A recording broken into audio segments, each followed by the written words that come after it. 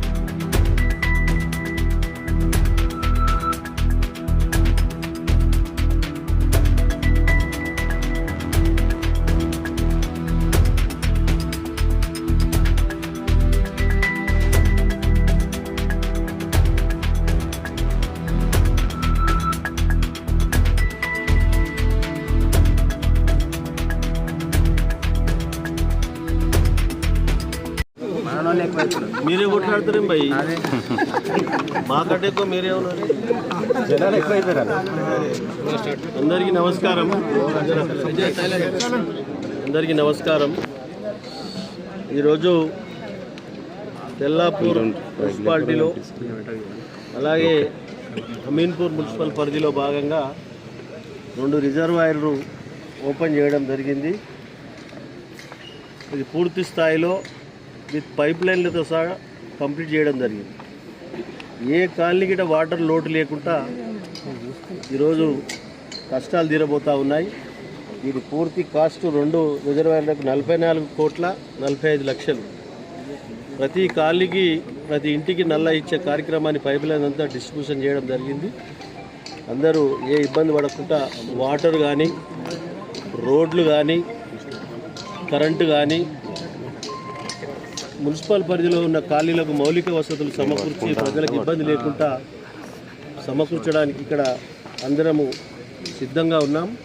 కాబట్టి దీన్ని పూర్తి స్థాయిలో సద్వినియోగం చేసుకోవాల్సిందిగా మనవి చేస్తూ ఈ కార్యక్రమంలో ముఖ్య అతిథిగా మన పార్లమెంట్ మెంబర్ రఘునందన్ రావు గారు, ఎమ్మెల్సీ అంజిరెడ్డి గారు, స్థానిక నాయకులు, స్థానిక కాలనీవాసులు, అధికారులు అందరికీ పేరు పేరున ధన్యవాదాలు.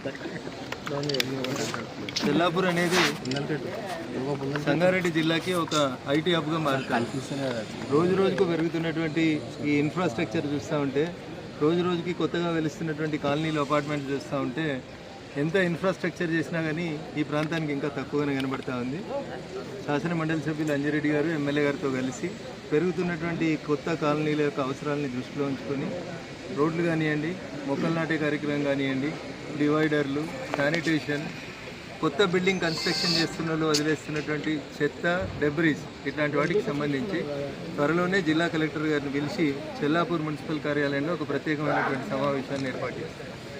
బిల్డర్లు పెద్ద పెద్ద బంగ్లాలు, ఆకాశార్మ్యాలు కట్టి చెత్త తీసుకొచ్చి రోడ్ల మీద పోసి, పలుగొట్టిన దుమ్ము తీసుకొచ్చి రోడ్ల మీద పోసేసి కాలనీలలో ఉంటున్నటువంటి వాళ్ళకి మా గేట్ లోపలనే మంచిగా ఉండాలి, గేట్ బయట దుమ్ము వేస్తామంటే కుదరదు. అది ఖచ్చితంగా మున్సిపల్ కమిషనర్ గారు ఎవరైతే ఉన్నారో అట్లాంటి చర్యలకి ఎవరు పాల్పడుతూ ఉన్నా కానీ వాళ్ళ మీద నియంత్రిత చర్యలు తీసుకోవాల్సిందే.